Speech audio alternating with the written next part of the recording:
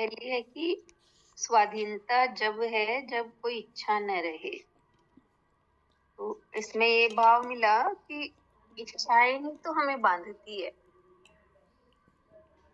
इच्छाएं हमें अपना गुलाम बना लेती है। और क्योंकि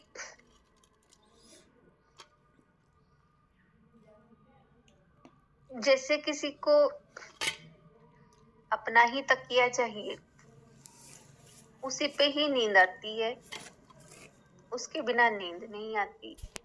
अपना ही रूम चाहिए, उसी में नींद आती है, दूसरे में नहीं आती। तो ये इच्छाएं हैं, ये हमें बांधती है हमारे मन को। और तो हम स्वतंत्र नहीं है, हम इच्छाओं के गुलाम हो गए। स्वतंत्र कब होंगे? जब इच्छाओं के गुलाम नहीं होंगे। चलो, जब जैसे जैसे भगवान रखे, जिस भाव में रखे, जैसे भी रखे वैसे हम रहें, हमारी कोई इच्छा नहीं, तो मन स्वाधीन है। अन्यथा तो हम इच्छाओं के कारण गुलाम है, स्वाधीन नहीं हो सकते। हाँ, ये समझ में आया?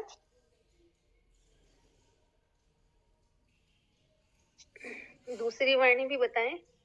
हाँ, दूसरी है प्रभु का नाम सर्व मंगल का मूल है।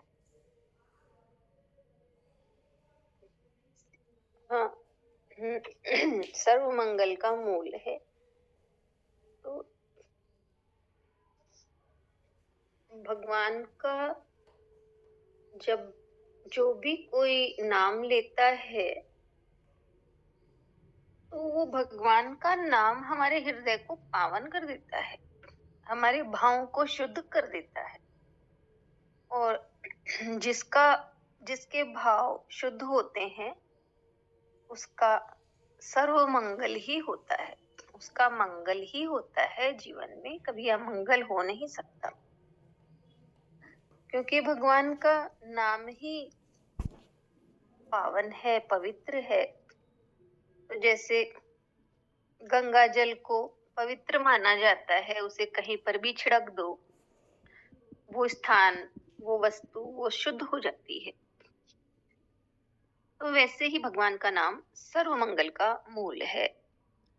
तो जो भी भगवान का नाम लेता है, उसका मंगल ही मंगल निश्चित है।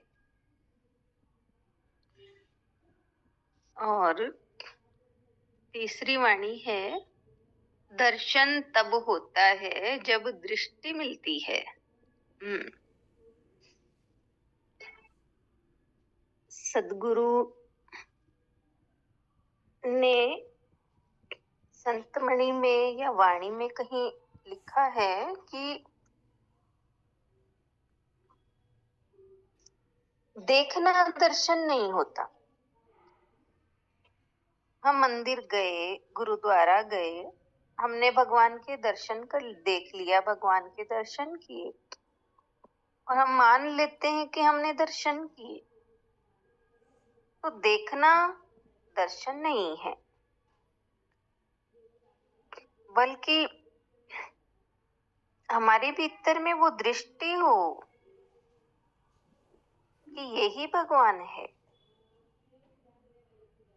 ये साक्षात भगवान है, तो हमने दर्शन किए।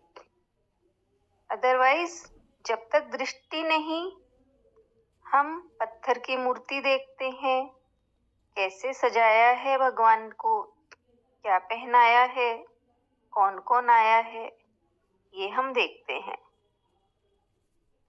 तो वो तो केवल आंखों से हम देख रहे हैं, वो देखना दर्शन नहीं है। दर्शन तो हृदय से होता है। हृदय में भाव हो, प्रेम हो, तभी तो वो मूर्ति नहीं, साक्षात भगवान दिखते हैं। बिना भाव और प्रेम के पत्थर की मूर्ति दिखती है, और भाव और प्रेम से हम देखते हैं तो भगवान के दर्शन होते हैं। इसलिए कहा दर्शन तब होता है जब दृष्टि मिलती है। मुझे ऐसे ही भाव समझ में आया।